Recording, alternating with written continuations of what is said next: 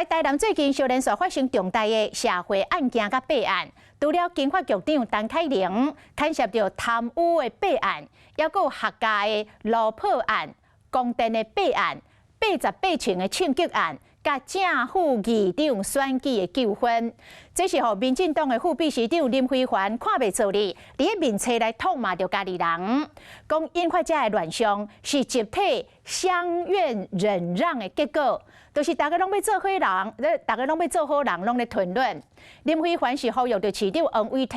来整顿市政，嘛点名牵涉到88层的枪击案、甲路破弊案的郭在钦等人，应该主动来退出着民进党。互点名这郭在钦是用行动来回应，再去宣布退出民进党咯。也毋过郭在钦这个话嘛讲甲真酸，伊讲伊若将做即回选后检讨的焦点，安尼伊愿意来承受，来保住林飞环的官位。若台南市长王伟哲讲，虽然这个路破案毋是发生伫伊的任内，也毋过伊总担起来。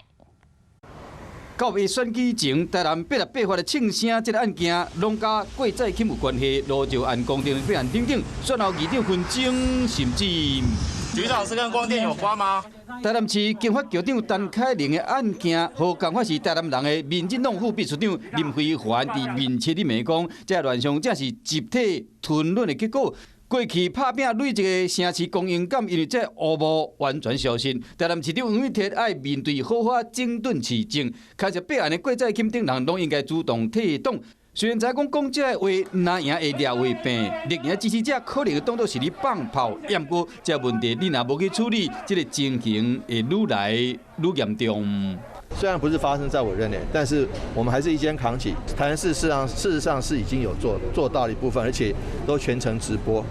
台南市长王伟哲以条例式恢复林飞环的职务，被点名退党的郭在钦用行动回应，尊重他啦，对啊，他退党用具体的行为来回应林副秘书长的指正。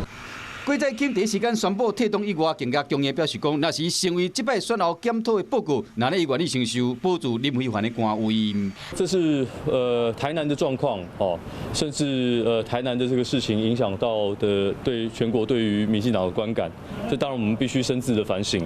那作为民进党的议员哦，其实我们也当然都有责任。所以为什么我说这是一个集体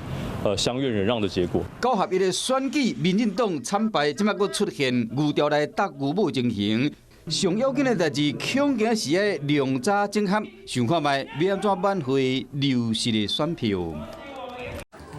华视新闻看起来，赶快订阅我们的华视新闻 YouTube 频道，欢迎按赞、订阅、开启小铃铛，最新最及时的资讯要提供给你。